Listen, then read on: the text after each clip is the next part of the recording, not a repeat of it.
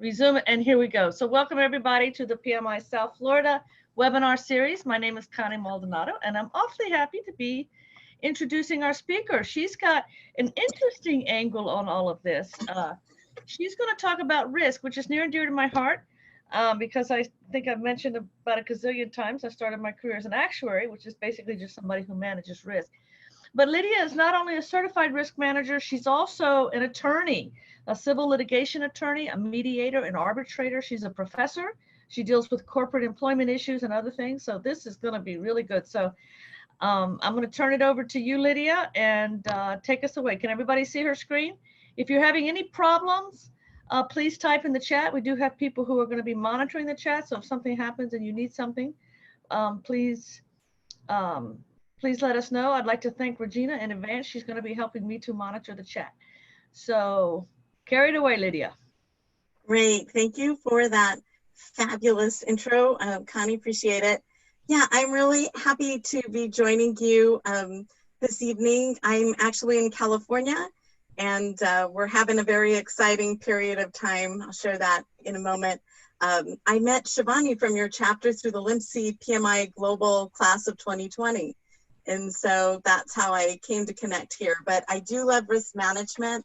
My background is I'm an attorney, I'm an arbitrator, a mediator, a judge pro tem, a law school dean, and also a project manager, a risk manager, an Agile certified practitioner, and so forth. So an odd cross section of things, but I do see risk from a lot of different perspectives, and I'm going to kind of guide that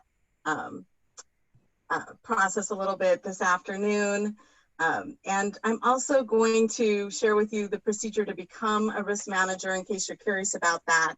We won't spend a lot of time on that, but there's a lot of good bonus material in the slides from a prior paper I did on contract dispute resolution, and I thought I'd just throw that in and leave it so if people want to look at that later, they can. But I wanted to do this from a surviving and thriving risk management and COVID-19 sort of twist. And I've been just really blessed to enjoy all kinds of trade presentations on that topic through all the groups that I belong to, from the National Association of Women Judges to bar groups to PMI chapters and the Society of HR Management that has a lot of insight into manufacturing, supply chain relationships, and so forth, all of which are, of course, being a little bit overtaxed at this time, as I'm sure you know. And let me jump right in. So I think we can skip the bio because we've already covered that. So one perhaps positive side effect of COVID is that I think there's going to be a lot more interest in the role of the CRO or Chief Risk Officer. And a lot of corporations that were forward thinking have always used them. But I think this role is going to get a lot more attention going forward, which is wonderful. So it is a C-suite level role.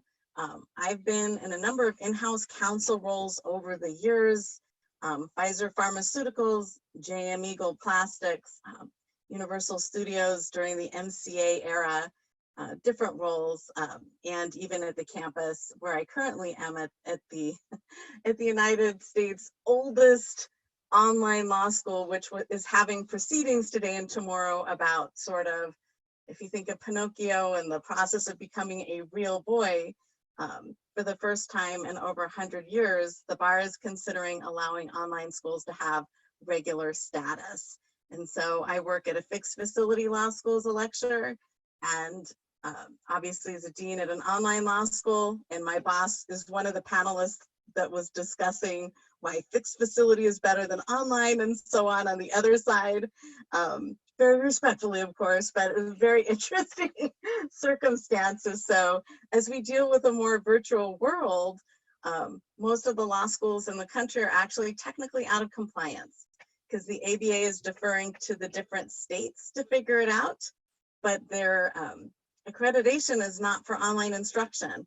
So kind of an interesting wrinkle, and I'm sure if law schools are going through this and trying to figure out if the bar exams will be online or will people have an interim credential, I'm sure medical schools and engineering programs and every other profession is similarly affected. It can't be just us. So kind of an interesting time period. So for those of you that have an RMP or interested in one, or remember this from your PMBOK, study days way back when, I know every chapter always has some folks that are prepping for the PMP and the CAPM. The risk management cycle always starts with sort of identifying what are the risks facing us and which risks are more important than others, and grouping them in different ways, and then qualitatively and quantitatively analyzing those risks and identifying appropriate ways to respond to those risks. And then monitoring to see if our efforts were successful, which I think nowadays a lot of companies are exposed to risks they didn't even know that they had. And I think that's been one of the most fascinating gaps or aspects of this whole process that there could be. So I'm wondering. Lydia, just real quick, if you put it in presentation mode, hit F. Yeah, I was just shifting that because I was thinking the thumbnails make it harder to read. Yeah, no, but I'm going to share the deck with you as well. I'll email it after the presentation. So thank you. That way people don't need to feel it like they need to jot stuff down and scramble. No, but that's better because yeah, we can see a little bit better now. Thank you. Ah, yes, I see there are some comments about that as well. Sorry about that. Yeah, my other meeting was still kind of rolling out, and it was scheduled very recently and after I had committed to this. So I had no idea that our hearings scheduled for September would be heard in April. So just part of the fast forwarding, but I guess my school isn't directly a beneficiary of the crisis because we've had a real boost in students wanting online education because they're not sure if the other schools are going to be legally able to offer a summer session. So because there's a limit on online and pass-fail courses for professional schools. So all these rules that nobody ever really read until COVID came along and made meeting in live classrooms a problem. So let me see. The only thing is I am struggling to get it to let me forward. That's interesting. There it goes. I guess the space bar is the secret. So in general, pre-COVID, these were some of the kinds of risks people had to navigate typically. Operational risks, regulatory rules and legislation that might change. A lot of folks are in very regulated industries. I know there's a lot of project managers in the areas of cybersecurity with its export rules, aviation construction and so on, construction itself, pharmaceutical and healthcare industries, which are highly regulated, particularly as to their advertising and the vetting of new pharmaceuticals, which is kind of an interesting issue at present, and also financial and insurance risks, and markets being unpredictable and liquidity. One thing that I would like to share with you about insurance risk and contract risks is that a lot of insurance policies actually have provisions on pandemics. Some do and some don't. But if you work in an industry where your insurance policy does not cover pandemics like COVID, under the extraordinary circumstances clause, often known as force majeure, you can sometimes get COVID coverage for damage to your business as an environmental contaminant.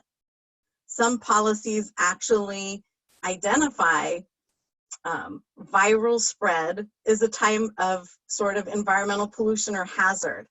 And so a lot of restaurants and hotels are using these kinds of provisions to back out of events that they cannot hold because of safer at home laws, restricting the number of people that can gather in various kinds of settings. And of course, there's always traditional business interruption insurance too. The movie industry uses that a lot. The construction industry uses that a lot because frankly, it's illegal to have larger gatherings. And so parties are able to remove themselves from bad contracts they may have been stuck in before. So some good things about that. This is a little bit blurry. My only focus for using this slide is to highlight the fact that there are people and technology risks. That was the point of this slide. So we always have to worry about people sticking out or, being very severely, genuinely impacted. Or in this current scenario, there's a lot of caregiving that's going on. People might be homeschooling their kids while helping elder parents and family members self-quarantine with minimized contact and so forth. So generally, we always have issues training newbies and people being reassigned or redeployed to different projects and programs when projects or programs have reached an end, and people leaving a particular company or a supply chain vendor. But now absenteeism is quite critical. And fortunately, 3 different pieces of legislation have been added to give businesses some breathing room for up to 80 hours of employee absenteeism. And the processes for ADA accommodation have been greatly relaxed. And also, people do not need to provide proof of each day of absenteeism if they're ill, because in many instances they can't get to medical care because the system is overstressed in certain locations like Los Angeles, where I live, New York, Connecticut, New Jersey, and so on. So a lot of procedures you may be familiar with in the past about people missing work are now quite different. And part-time employees that historically were less eligible for things like unemployment insurance and payroll, they are now eligible. I do not know what the employment world will look like once COVID is come and gone, because that does kind of suggest a different perspective on employees in general and who's entitled to healthcare benefits and payroll protection. So kind of an interesting twist. And we'll see how that goes. In some instances, employees have been very upset with employers because they would have made more on unemployment insurance than they are with the payroll protection. So the unexpected double-edged sword of how one thing can be both a strength and a weakness at the same time. And then we've always had global risks. I originally prepared a presentation in late 2018 on risk management, and some of the graphics hail back to that time period. And at the time, it wasn't a coronavirus spotter map. It was just showing that there are different kinds of risks. Right now, red and white maps seem to be the maps we're all seeing the most of, I'm afraid. And of course, Connie, let me know if questions arise too, because I don't want to go scooting too far back. Or I'm also willing to, I'm planning to do questions at the end, but I'm willing to stop periodically if there are some questions along the way. So, when I try and scroll the chat box, it scrolls the presentation. Lesson learned. Okay. But global risks have always been important. I love the fact that this data comes from Accenture.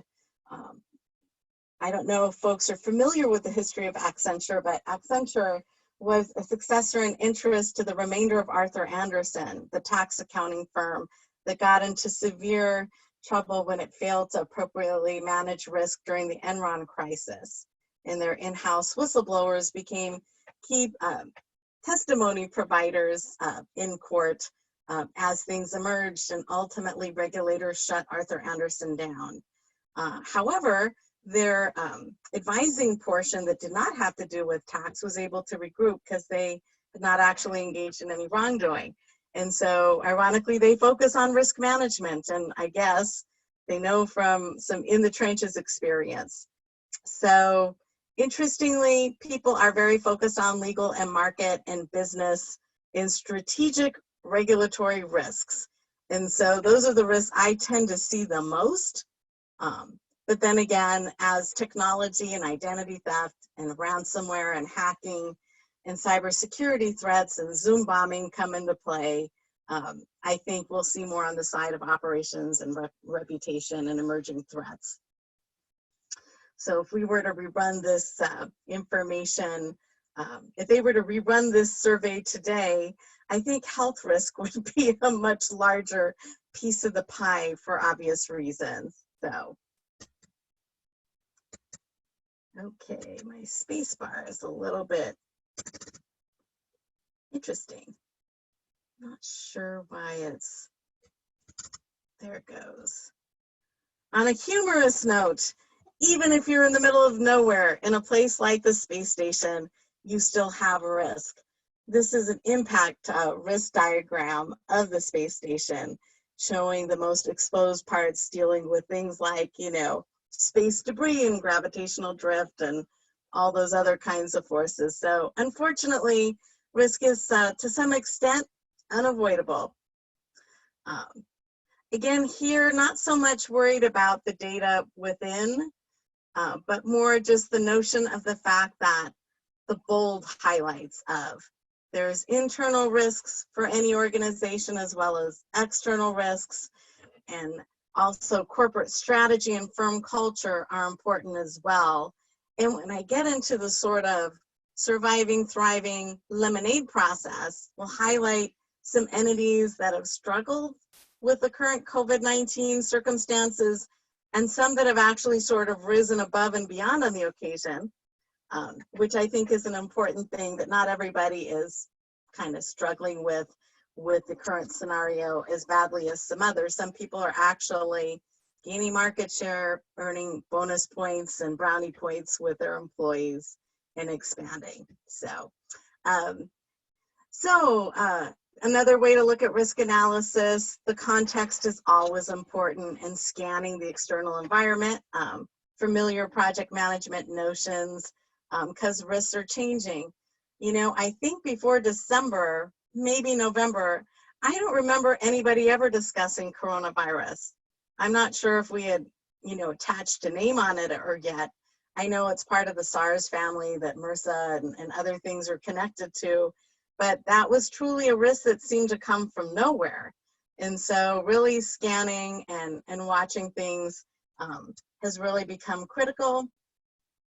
In this risk register diagram, the internal contents are not the important part. Really the focus is the notion of colorizing and ranking minor, moderate, and significant impact, and looking at the likelihood.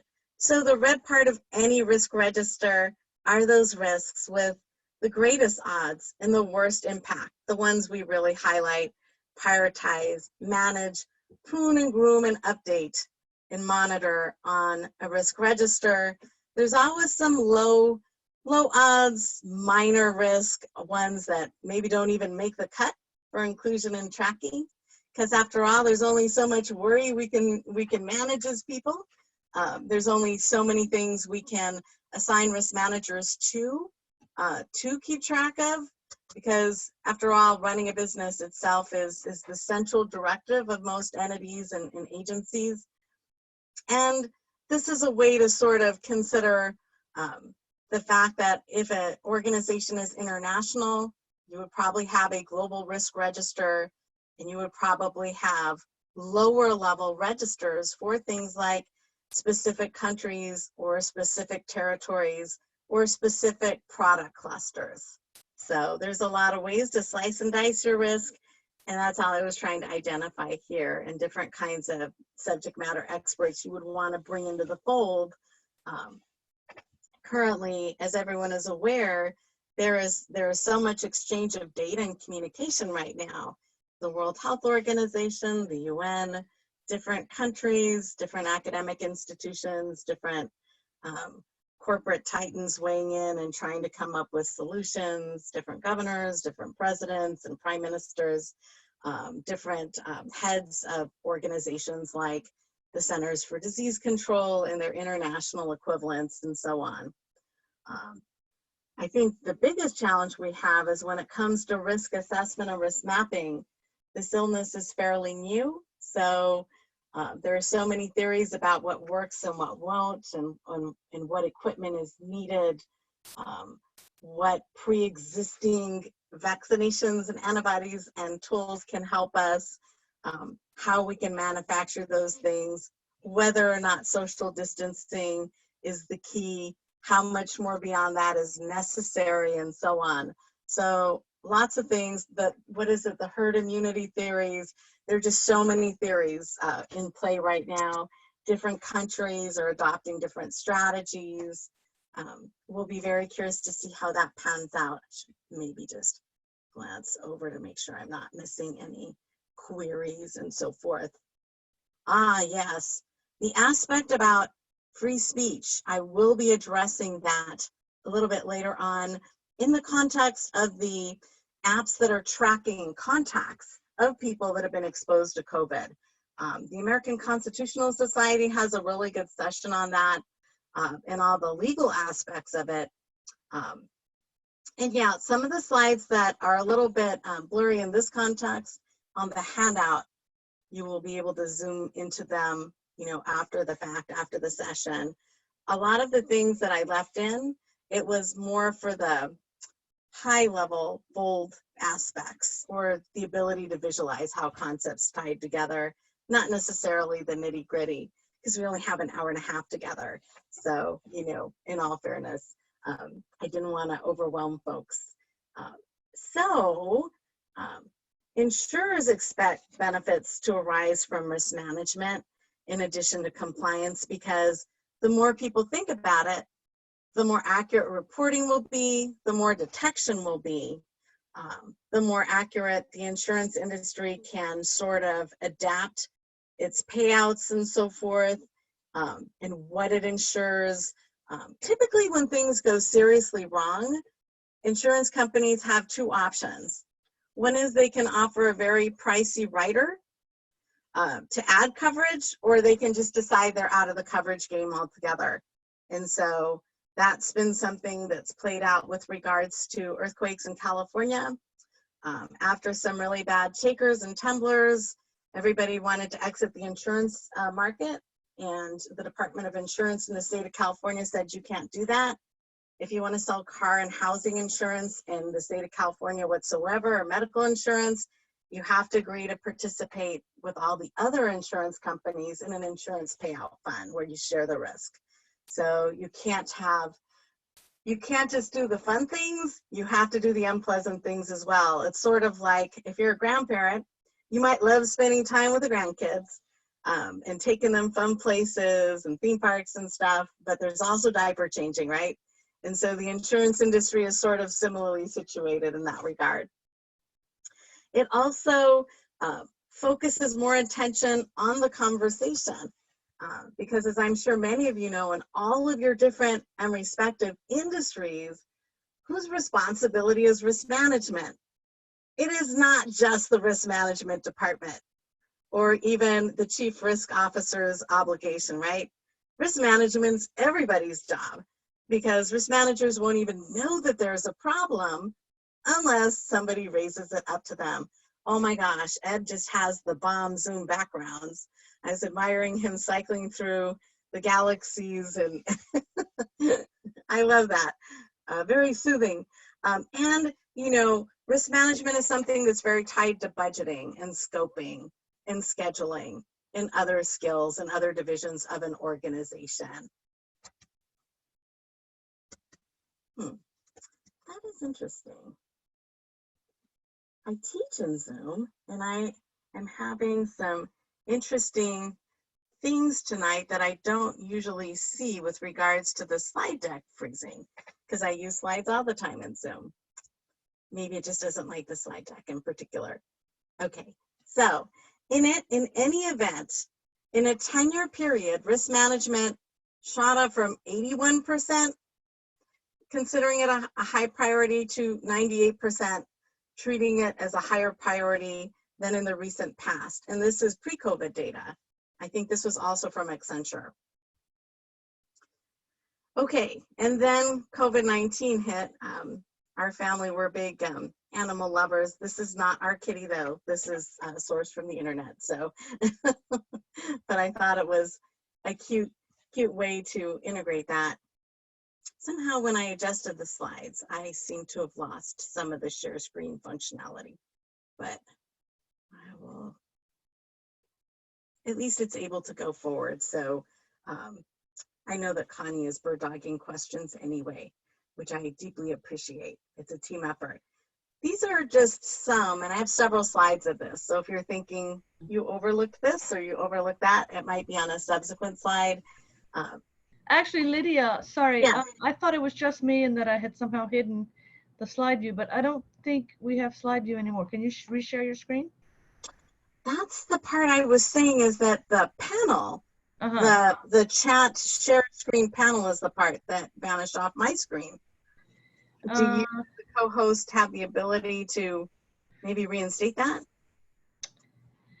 I don't think it's that though. So somewhere at the bottom it might be minimized, or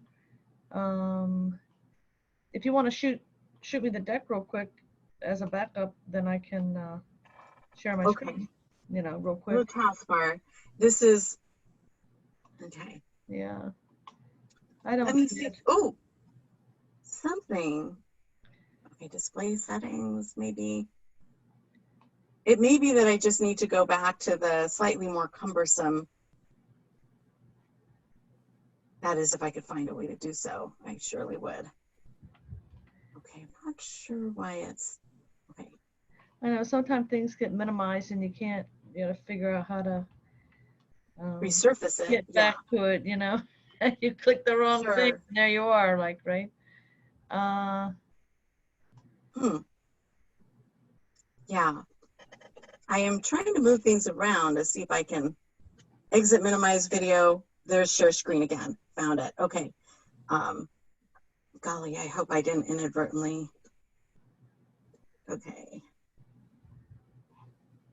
Yeah, the challenge is when you have the one-up, sharing screen is a little bit challenging with Zoom.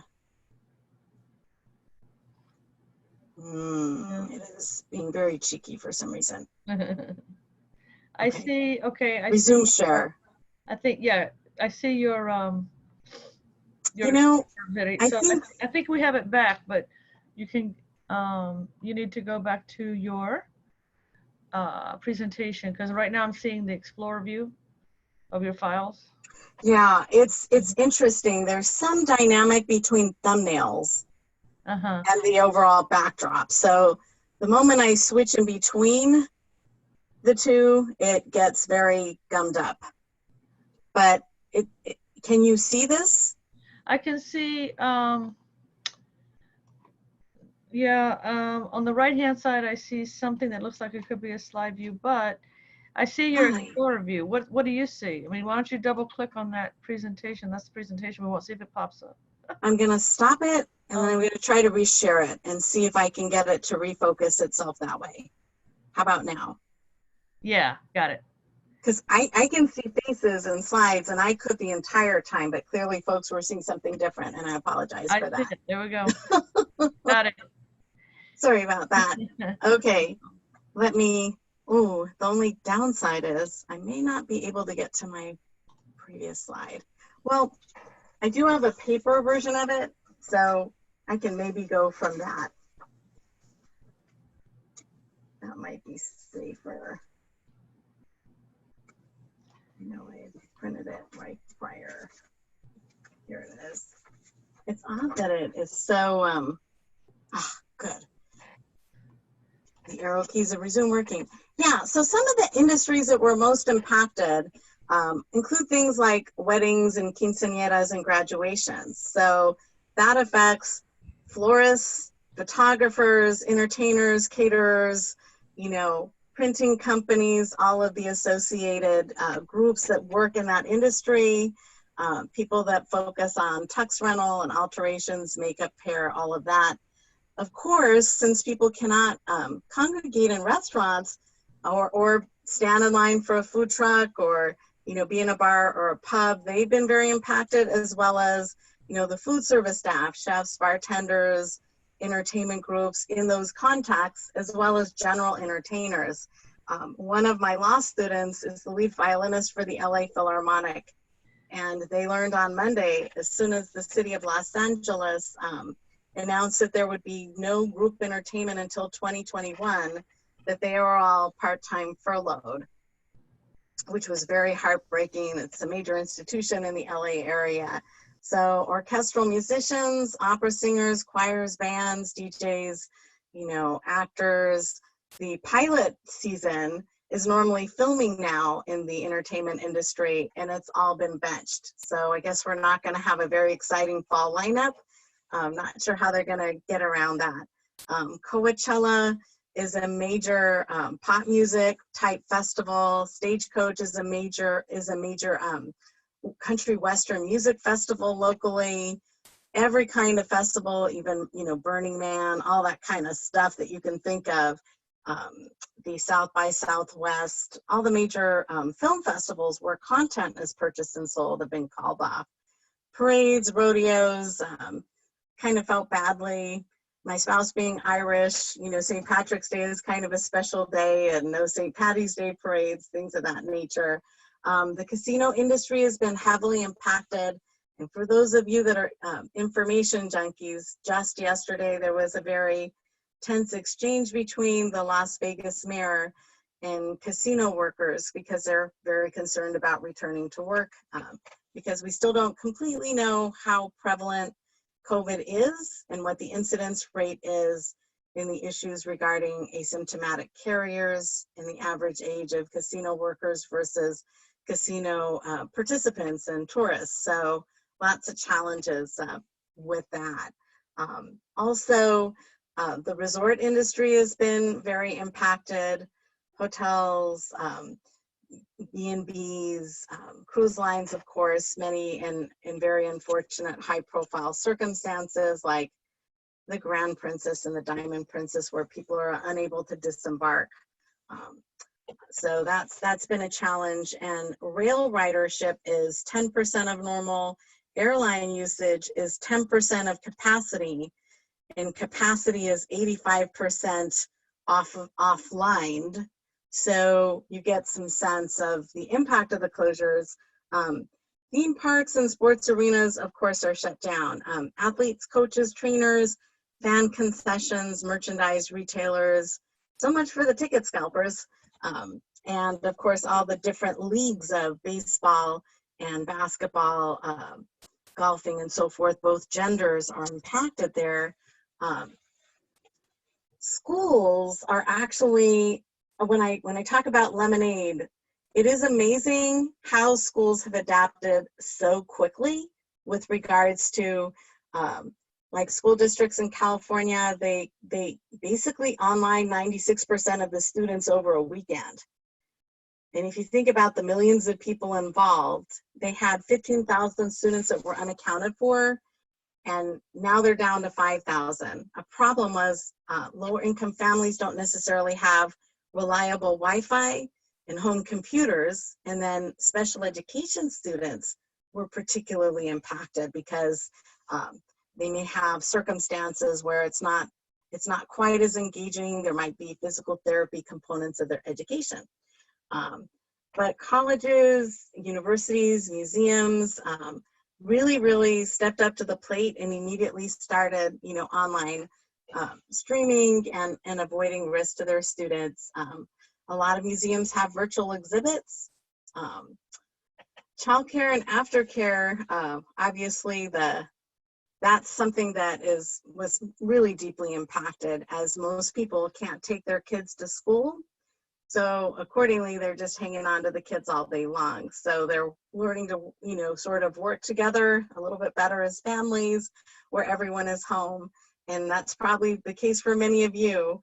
My husband is doing Verizon engineering, wireless 5G training in the other room on one conference. I'm on another conference. Every room is, folks are working on different things. And the courthouses, that has just been an amazing process.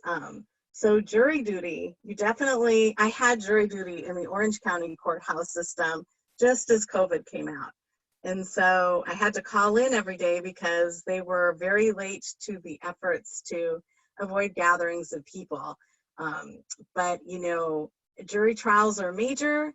Courthouses have a lot of staff and bailiffs, and they typically have an on-site jail as well for criminal parties. And so law enforcement and even correctional facilities have been really impacted.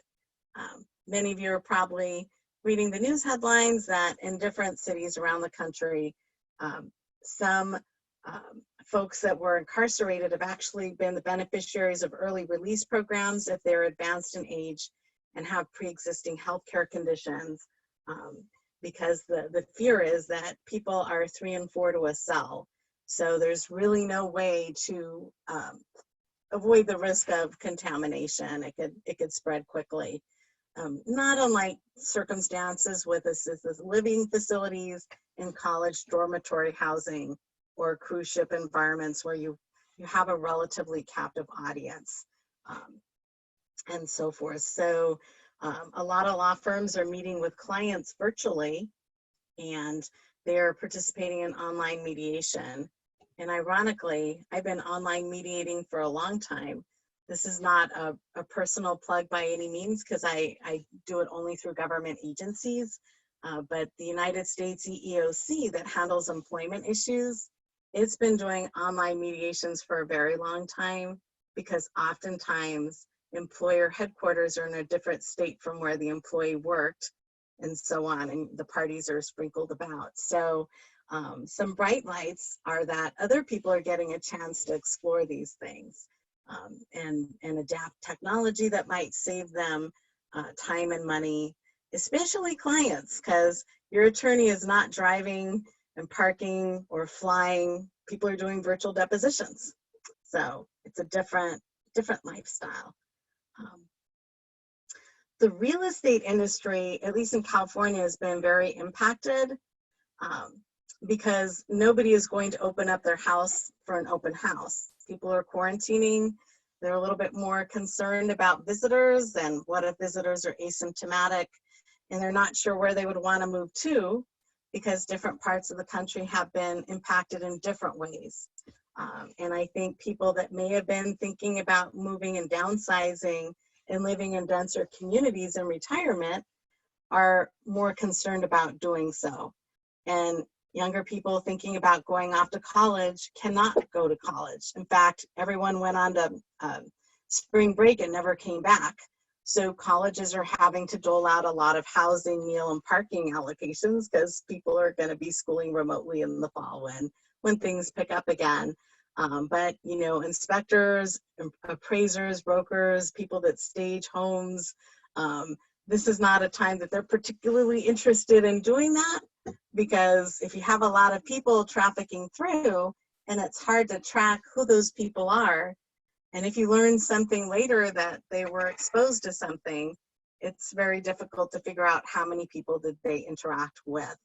And at the same time, people are really worried about jobs at present. And I'm sure everyone's been watching the activity with the stock markets and unemployment claims. So I don't really go into that, because I think it's just common knowledge. But then again, if people don't open their homes and don't want to move and sell, there's nothing to sell. And if people are worried about finances, they're not going to be in the mood to make a major purchase, such as a home. So it's kind of a little bit of a dark era on both sides of the equation. Obviously, all fields medical are highly impacted. I mean, just in each and every way, and there's been a lot of news coverage on that. So I wouldn't say too much about the fairly obvious, but I would say this: an interesting topic I thought was over the weekend, an issue arose in the state of New York. Some of the nursing staff was identified as testing COVID positive, and yet they were forced to go into work knowing that. And I was thinking, that's interesting. Not a good risk management maneuver there. So, because one can only imagine how many people might interact with. Industrial manufacturing lines, interestingly, some industries are doing extremely well and others are doing much worse. So been a lot of high profile circumstances with regards to food production, meat packing plants. I think the Smithfield pork plant was one of the more televised circumstances, but it became an issue for Detroit and manufacturing cars. But other companies actually are bright lights. I have a long list of resources from the Society for HR Management, SHRM, and the National Association of Manufacturers. Dow Acrylic, by way of example, they had a pandemic risk management plan for several decades before this hit. And so they had a lot of foresight, and they were actually ready. So they haven't had issues, but also they immediately started staggering shifts so that there were fewer people on a shift, and they immediately implemented social distancing. And if anybody is spotted, all their employees have a digital, either an anklet or a bracelet that shows where they went during the course of the day, so they can highlight and deep clean the affected areas, and they can try and track down who the person interacted with and when, so that they can test the employees, put them into a 14-day quarantine where they're paid to be on quarantine, and make sure that they don't re-expose people. So it's interesting that they started that in February, even before we realized we had had the first American casualty, because I think the casualty, the sort of patient one, ground zero, that person was identified this week as being someone 3 weeks earlier than we thought the first American case actually was. And that kind of relates to all the effort to track the illness, shows the demand and support for things like project management and data science, because almost every single country has had to alter its predictions and prevalency rates, because most of them were only tracking deaths at hospitals or admission to the ICU, and they were failing to count deaths at home or deaths in group homes and clusters, which if people are self-quarantining, that could be substantially higher than we initially envisioned. I was rather stunned to find that they were never counting those people in the first place. I was thinking, why would you not count that? But it is probably also the challenge in determining who died of natural causes or some other illness or something that we did not realize was COVID related. So there's been a lot of attention all of a sudden in this week about young people that have been dying from COVID, but it didn't look like COVID. It wasn't dry coughs and difficulty breathing and collapsed lungs. It looked more like a stroke. So people may have thought that was, you know, athletic overexertion and a training exercise, or blunt force trauma, or, you know, some other issue altogether that didn't look like what we were looking for when we tried to put metrics on the nature of the problem. I know we've seen a lot of issues with supply chains as well. And this has really been so fascinating with regards to supply chains, because at first Amazon was somehow managing the increased load of online delivery from groceries to everything else. And now it seems to be that all non-essential things, a few weeks ago, they had put into place measures that if it's not essential stuff, it's going to be 45 days to get it. And I know Shift was canceling orders on clients.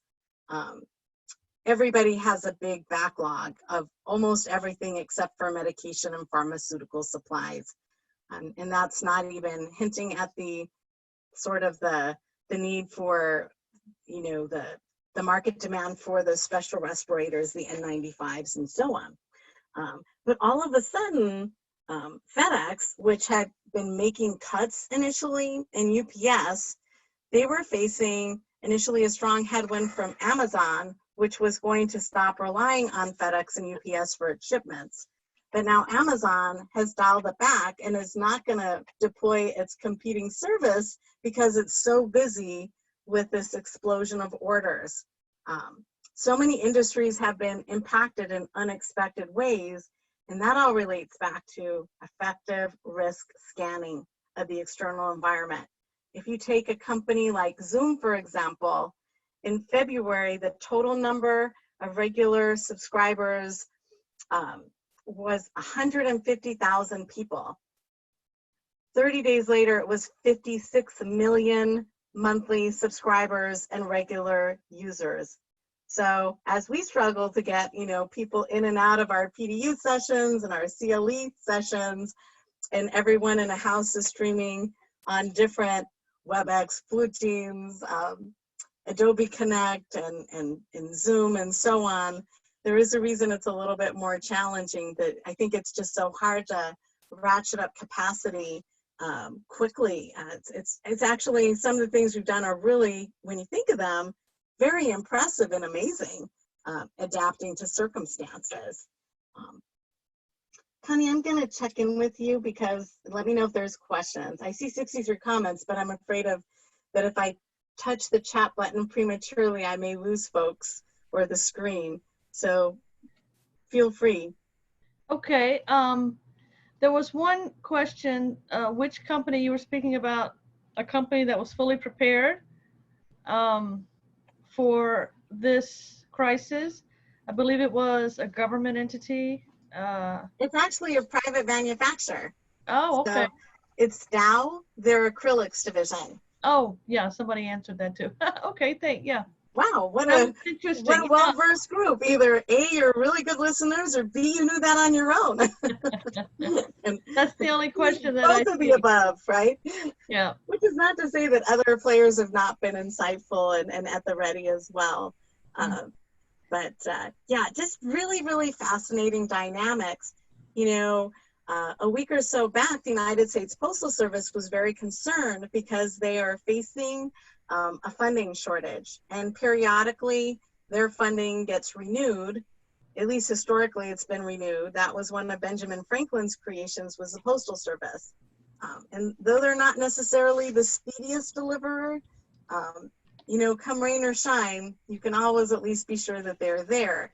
And so there have been some issues and threats that their funding would not be renewed, but now we have a new problem. And COVID has actually created opportunity for the United States Postal Service, not just because there's so much stuff that needs delivering, but the Postal Service might be our way out of the election problem. Because some states have been allowing people to vote via the mails for years, not exclusively, but as one of their options. But believe it or not, according to the American Constitution Society, there are 5 states that ban mail voting. So we'll see if those states loosen their slots, because there's a lot of privacy concerns, data tracking concerns, hacking concerns, Wi-Fi access, rural and remote area access, internet access for shut-ins and people that are, say, homeless and other populations. And so there are some challenges with regards to online voting, and there would probably be challenges with regards to mail voting too, but at least it's been tried and tested by states on a large scale. There are also laws that require that you have to have certain ways for people to vote in person. And it doesn't need to be large scale, but simply for those people without access to a home and a mailbox or a computing, device and so on and so forth. So, and we certainly would not want to see the long lines of voters that we saw in the last couple of months in different states, because that did not look like they were implementing social distancing. It looked like they were trying. But have you seen any cases, Lydia? I know there's concern around liability. I mean, I know that companies have instituted these, social distancing, work from home policies so that people can stay well, and I get that. But I think in large part too, it's to avoid liability. If somebody comes to work and they get the illness, then they could sue their employer, correct? I mean, have you seen any cases like that? Because I know that that's a big concern, and I don't mean to say that in a way that's negative on employers, because I know that they do want people to stay well, but I think the level of risk, and it quickly became a non-issue because it became something that was federally mandated, or state mandated or whatever. So it wasn't, there was no discretion involved at that point. But before that, there was discussion about that. Can you comment on that?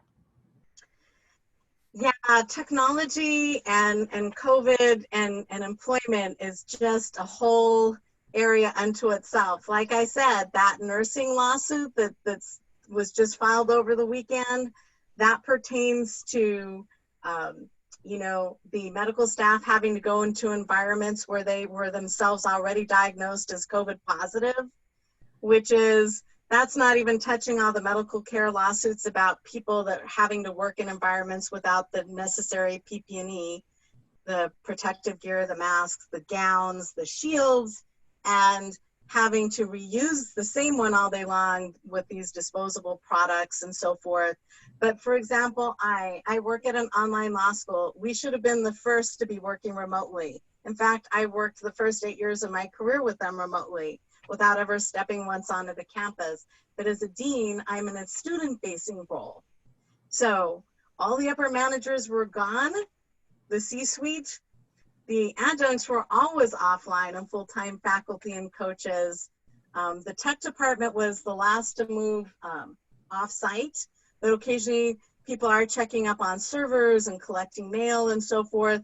But we were in a mall that was completely closed by law because it's a regional mall, the Glendale Galleria, because employees were getting sick, like at Target and so on and so forth, and they were worried about spring breakers coagulating in the mall. And it's a mall next to a mall. The Americana is an outdoor mall and it touches our mall. And the mall is so large that if you drive for intersections, you can drive for miles and still be at the mall. That's how large it is. So the tower in which we are was trying to kick out all the tenants, even though everyone was in good standing, because they refused to maintain security and to send in the cleaning crew.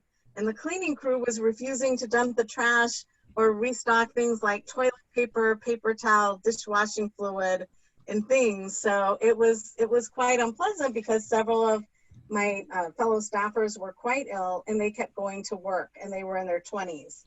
Student services, one of the tutors, and you know, they were seated next to our 65-year-old registrar and our 65-year-old director of technology. And I finally had to say something, and I was like, my role here doesn't involve HR, but I am SHRM certified. And here's a list of lawsuits from a seminar I attended this morning. So can we send everyone home at the end of the day? And that actually moved the needle. Whereas my fixed facility law school, all lawyers run, they closed the campus down over a weekend, and they had multiple locations in different cities. So, because there is a liability risk if people get ill, or if students visiting the campus got ill, or if a vendor dropping off a package got ill on our floor in our building, there is a lot of liability. And one of the resources at the back of the deck is a list of all the articles about some of the litigation that relates to that, and other types of litigation as well. And I would note this, there's a lot of stress about how to monitor if employees are at work when they say they're at work. Are they doing what they're supposed to do? And you know, how can we enforce overtime laws and meal and rest breaks and so forth? And those are great areas, Connie, so great question. Yeah. But I would make one other comment about businesses going online all of a sudden. I'm sure that many of you are aware that there is Americans with Disabilities Act liability for businesses that don't have adequate ramps and low enough counters and elevator buttons and doors that press open and things of that nature. But what a lot of people do not realize, and I have a citation to a seminar that I had attended on that, if people are interested in more, but there's a big lawsuit right now against Winn-Dixie grocery chains. And it's not out in California, but I know it's on the East Coast. It may be in Florida, but they got in trouble. The party's name was Gil, and he was a blind, steady shopper of Winn-Dixie, and he created a class action. And so a lot of businesses are not allowing people through their doors for liability reasons. However, they're selling merchandise online. And a lot of businesses had online sales before, but now it's only magnified because of the circumstances. So Mr. Gill prevailed, and the issue was, if you are a business, you have to be ADA compliant even with your website. So if you have a rewards program, and that's the only way to master your points, if you have digital coupons, and that's the only way to manage them. If you have an app that shoppers can use on their phone and it's not compliant with regards to vision impaired or hearing impaired, you can be liable if people cannot place their order, he couldn't refill his prescriptions.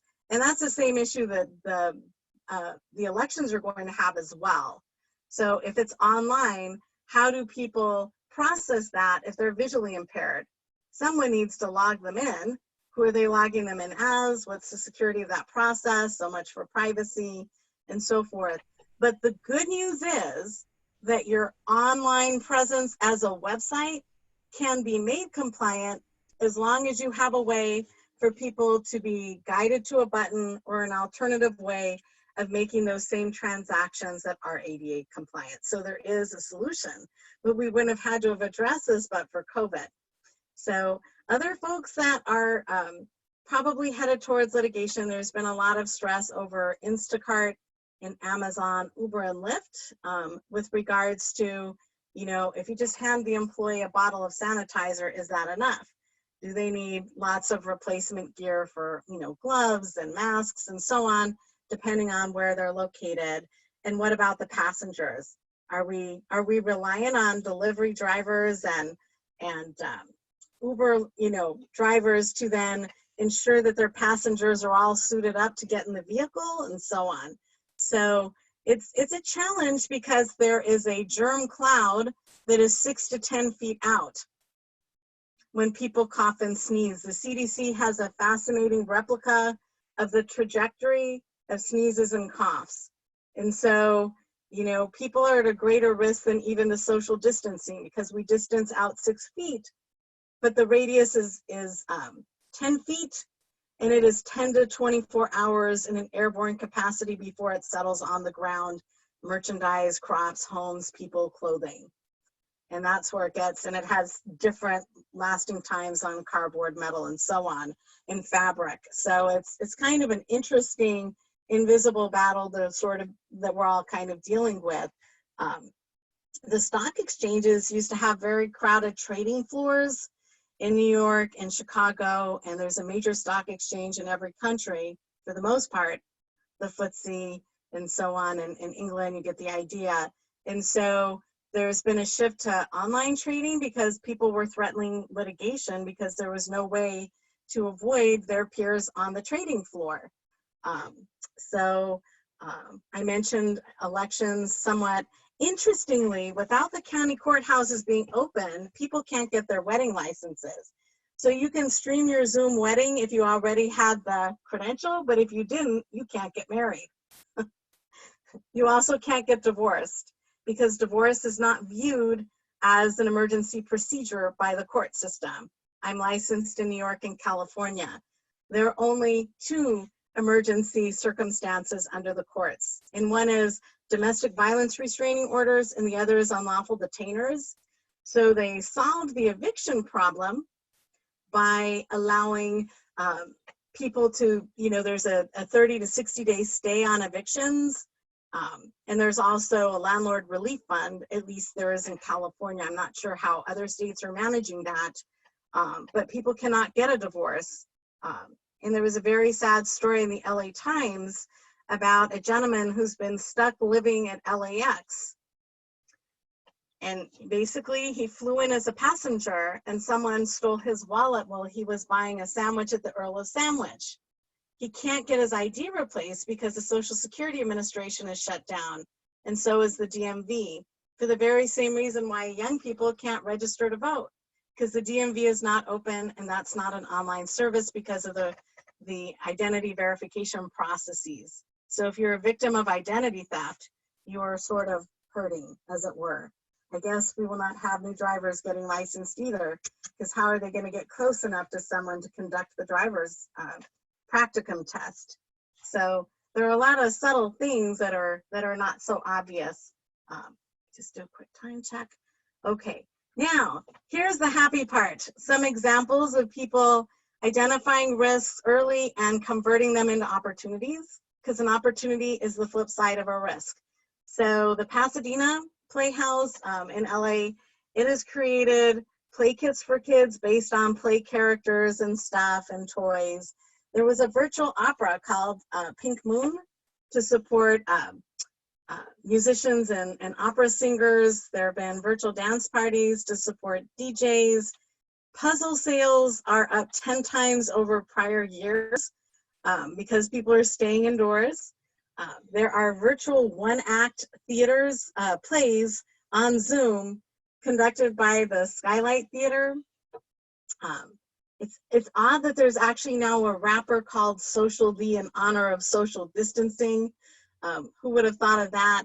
I'm sure many of you read or maybe even saw parts of the Who concert, raising funds basically for people dealing with COVID. Lots of virtual museum exhibits and contests. I'm seeing a lot of recipe contests and art contests and people mimicking famous paintings for prizes. Blaze Pizza, for example, is creating home food kits. A lot of restaurants in California have converted themselves not to just takeout and delivery, but they're making mini grocery stores. So if they sold baked goods, people can actually go to the restaurant to buy that stuff in a drive-through context. And for those restaurants that are not drive-throughs, they've actually converted their parking lots into drive-throughs so that they can at least try and preserve some of their drive-through revenue, which, for example, McDonald's, Wendy's, 70% of the revenue was already drive-through revenue. But obviously there's a lot of demand.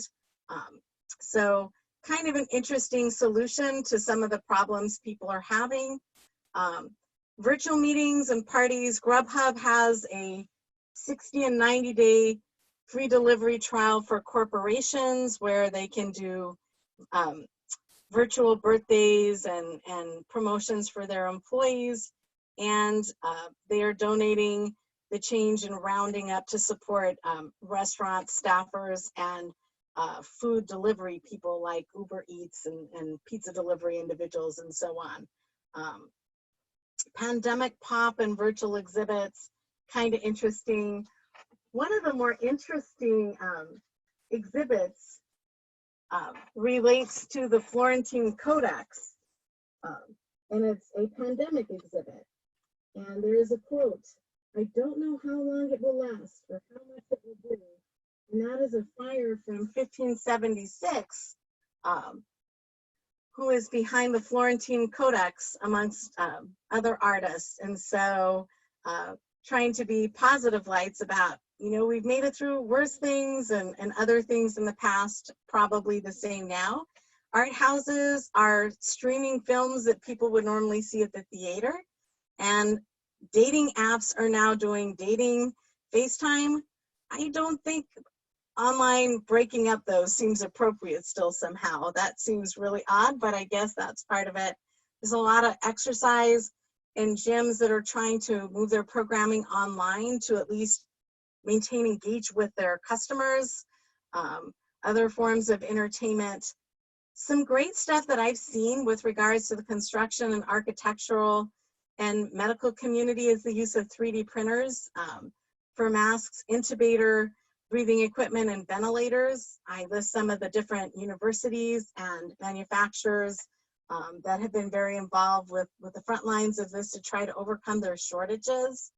I don't know if you guys saw this, but Peter Tsai, the inventor of the N95 respirator, has come out of retirement trying to engineer safer best practices to sterilize the supplies people do have.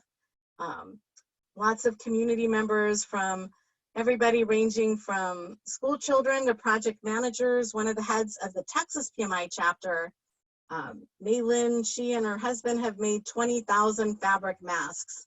I don't know how they're doing that, juggling their day jobs that they do have. But, you know, a lot of interesting things, a lot of opportunities for telemedicine. You know, that's really been helping to keep people that maybe don't have COVID or don't have extreme symptoms out of harm's way so that they're not interacting with people who definitely have tested positive for COVID. My spouse is a big fan of baseball, And this is baseball season, but unfortunately the Dodger Stadium is currently a drive-through COVID testing stadium. So you can see how people are utilizing larger spaces in inventive ways as an opportunity to space out people that need assistance and repurpose temporarily community icons. And then travel immunity passports are being pursued by entities such as Delta because of this, fear of flying. The idea being, can we identify people that have an antibody or are not at risk and so forth and expedite their travel? That's such a complicated issue. I'm really curious to see how that pans out. There are a lot of issues with tracking apps. Wuhan and South Korea are already using them. Some countries are allowing parties to opt in. I think Japan has an experiment where people are not required to use it, but they can opt in. So if you are nearing someone that's been infected, you will receive a communication on your smartphone. If you are yourself infected, you cannot enter many types of businesses whatsoever, even urgent ones like groceries, pharmacies, and hospitals, because of the risk that you might pose. And then they're also able to track who you've interacted with. And I think what I may do, I'm going to wrap up some of the lemonade ones, explain the criteria for getting an RMP, and then I'll just show you where the other resources are in the session, because I'm realizing time-wise that there's not a lot of time left, and I want to make sure we have some time for questions, because I saw a lot of comments, and some of those might be observations and not necessarily questions, but some of them may also be questions, and I don't want to shortchange people. Airbnb has created a $25 million refund fund for broken reservations. I've mentioned online dispute resolution. Starbucks is providing a free therapy benefit for its employees that is delivered online, because baristas are very stressed out about the risk of transmission as they're handing delivery items to customers back and forth. This is why a lot of businesses are no longer allowing people to reuse their shopping bags and cups and whatnot, because they're worried about exposure in the sanitation and hygiene aspects of that. Online churches and so forth. Creative industrial conversions, again, seizing opportunity. Oh, sorry, typo on my part. That is not the Blinking Oil Distillery, it is the Blinking Owl Distillery. So instead of making vodka, they are now converting to make hand sanitizer. And there's been a lot of conversions to mass printing, gown manufacturing, and ventilator production. And some surprising benefits as to a reduction in car collisions, greenhouse gases. Central America has had a major cessation of guerrilla warfare, and crime is very much down aside from car theft. That's probably because we as drivers are no longer moving targets. Our car is probably parked in the driveway or at home with us. And of course, this is a great time to be a risk manager, because risk is such a popular issue. I don't know if anybody saw the recent Tom Hanks movie, but there is a famous quote from Fred Rogers from Mr. Rogers in the Neighborhood. Freddie, look for the helpers. Joanne Rogers, his widow, was mentioning how doctors, nurses, grocery store cashiers, mail carriers, delivery people, they're all part of the helpers. And frankly, I think project managers are as well, because we're the ones that get stuck having to figure out what to do with the risks that have arisen as it affects and relates to projects, programs, and portfolios that we interact with. Some of you may have the RMP. I'm just gonna skim through this very quickly, because some of you may not be interested in an RMP, but if you were, this is Lydia, sorry, question, yes. Is the RMP the same as the CRM? Certified Risk Manager? No. Oh, this is, okay, sorry, this is PMI's RMP, I'm so sorry. So right, they're equivalents, but different entities. Sure. Sort of like Prince2 is a type of a project manager, but it's not the PMI designation. Sure, so when you're finished with this, could you talk about the CRM as well too? I am not a CRM, so I probably would not be a good person to discuss all right. that. Okay. Yeah. All right. So I figured being a PMI chapter, if people were pursuing it, they would probably fall more into alignment with this. Yeah. And the test is about strategy and planning, stakeholder engagement, how you manage your processes, monitoring and reporting, and performing risk analysis. I literally thought it was substantially easier than the PMP. And they're now offering the PMP online without the confines of a Prometric type testing center. So PMI is trying to figure out what it's going to do with BA, RMP, and PGMP cert exams. But you need fewer hours of experience also in the field. And there is a contact hour requirement. But if you took a single course on it, it might be enough. If you took a review course on it, that might also qualify. I have, everywhere that I've ever worked, I'm always very involved with project management. And so we have a small PM master's online designation in our business school as an appendage to the MBA. And those classes count, but if someone went to a trade school or did a certificate program at a state or private school, those often count as well. So there's a lot of ways to add that up. One nice thing is that if you, like for instance, I have 3 credentials. When I do my PDUs, I try to suss out those ones that will qualify as ACP, RMP, and PMP at the same time. So you don't necessarily have to do heaps of additional hours of training as you go along once you get the credential. And it's less than a half day. I think it took me 2 hours. It was very gentle as things go. So definitely food for thought. I know we're running late on time, so I don't know how many questions there might be.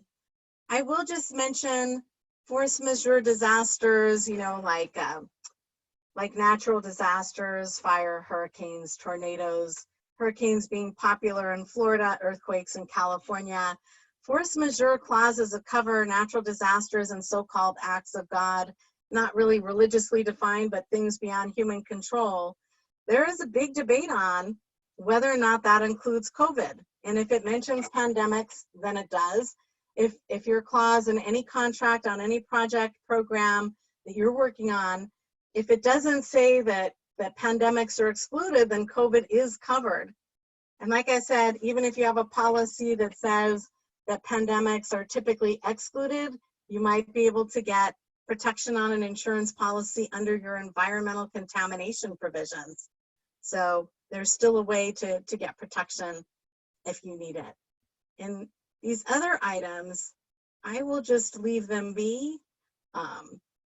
You know, sometimes there's a lack of regulatory understanding as to approval and the laws themselves and conflicts of interest with vendors. But right now we're in a very lax regulatory environment. The EPA is no longer enforcing pollution regulations because they don't have the staffing power. The Food and Drug Administration is relaxing a lot of pharmaceutical production and testing requirements to see if they can get vaccines and equipment out sooner for this particular pandemic and so forth. We're really in unusual times. I'm just gonna click through pros and cons of ADR without really discussing it too much because my focus was really COVID, but you can see some research as to why people use alternative dispute resolution. I often do a 4-hour version that has a lot of role play, which is not so good with Zoom, but I usually have people work in pairs on different fact patterns that commonly arise. But you might find this portion the most helpful. So COVID news articles, some of the different aspects like the wins with the fast rollout of online learning, the Defense Production Act, issues that have arisen and permitted some transfers, digital work from home pointers for everyone, including project managers and risk managers, the real estate market, event cancellations, and so on. I would say this about litigation. The litigation here relates to Now passengers are suing cruise lines and others about insufficient warning about the risks that they faced as passengers. Because I guarantee you that most travel packages did not have a disclaimer about COVID-19 because nobody even knew it existed at the time that they booked their travel, right? So that's an interesting issue. Separate issues relate to employers and employment types of circumstances, just as Connie raised the question earlier. So there's a lot going on with regards to litigation and litigation class actions, and shoppers and consumers and vendors and clients. If they're exposed to coronavirus at another entity's location, there's liability for that. And so that's why you might have difficulty scheduling conferences or in-face meetings because of the liability factor for that. It's an OSHA violation, and OSHA violations also protect visitors to your company, and so on. So just a couple of the different things. We talked about website compliance briefly. Employment laws are very elaborate with Families First and the CARES Act and so forth, and the deployment of small business loans. Some banks were not prepared when that program first rolled out. Some banks did not have enough funding to go around, and some banks are already being sued with class actions that there are concerns that small businesses that needed the small business loans the most were the least likely to get them because the banks gave preference to larger chains and Fortune 500 companies. And so that is banking discrimination, litigation, triggered by COVID-19. So kind of an oddball concern there. And with that, I think I will just check in and focus on questions people might have.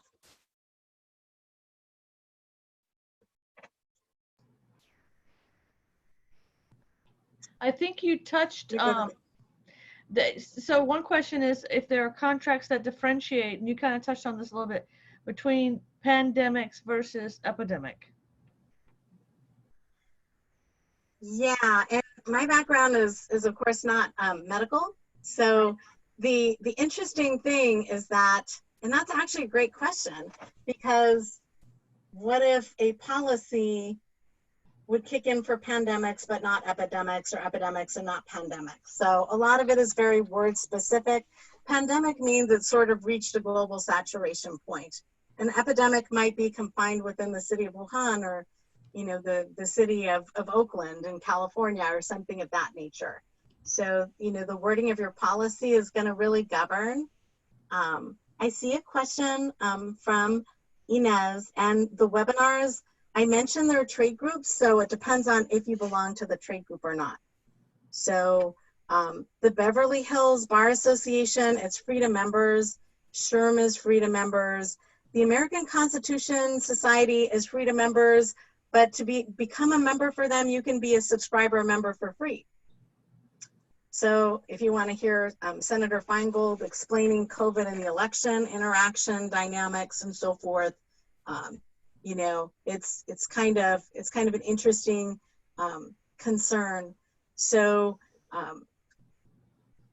that is true. Reentry risk is a process unto itself. I definitely agree.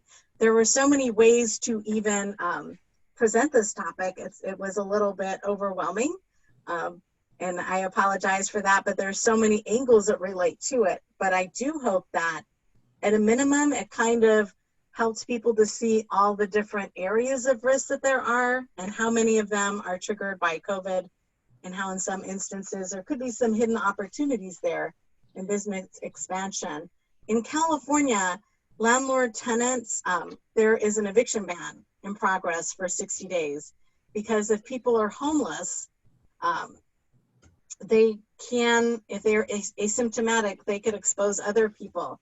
If they're symptomatic, it's even worse because they are in very close quarters. Because if you think about homeless people, there's nowhere for them to self-quarantine. They also don't have access to running water and hygiene to keep washing the hands as we're instructed to do.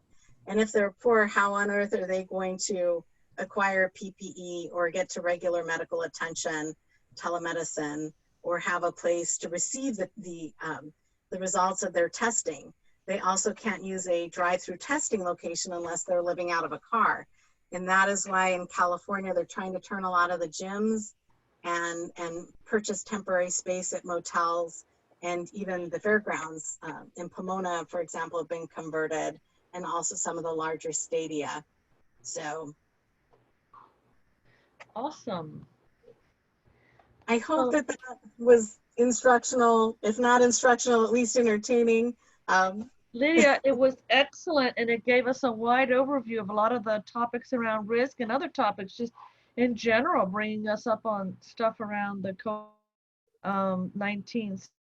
Really, I appreciate it. And thank you so much. I do want to make a couple of kind of closing announcements here. So if you didn't already, if you want the 1.5 PDUs, then type your name into the chat box with PDU beside it, so that that Rocky will know to send your PDU to get claimed. So please do that. And I thought it was awesome. I thought it was awesome. It gave me some.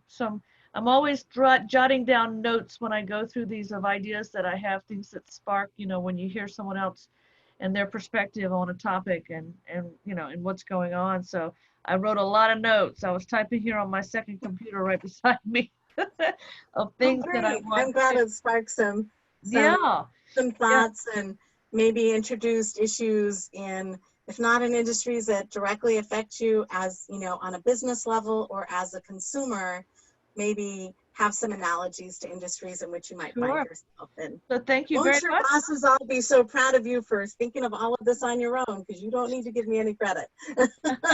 Well, thank you so much for participating, and we really appreciate it. On behalf of the Board of Directors of the South Florida Chapter, we thank you, and the membership and everybody.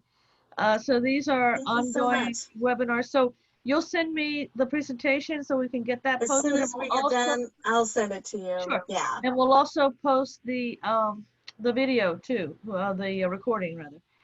So yeah, I think I'll make this a two-stepper. So what I'll do, Connie, is I will send you the current version, and then a little bit later this week, I'll send you an updated version. Sure. And the one distinction would be, I'm going to try and cut and paste the URLs. Oh, okay. A couple of things are on YouTube, and people might be able to get past the paywall. Okay, well, thank you. Or they might be able to do an a la carte purchase of, $20 to see X or $20 to see Y. Because I know my experience with PMI members has been that everyone is very educated and informed and belongs to so many different groups themselves, or they might have spouses, kids, neighbors, co-workers, bosses that can access those things. And I'm always happy to do a follow-up session on one of the pockets that I touched upon rather briefly, if it helps. Awesome. Well, thank you. We'll take you up on that. Thank you. And thank you, everybody, for participating. Thank you. Okay, thanks. Okay, signing off then, unless there's further questions, but I don't think there are.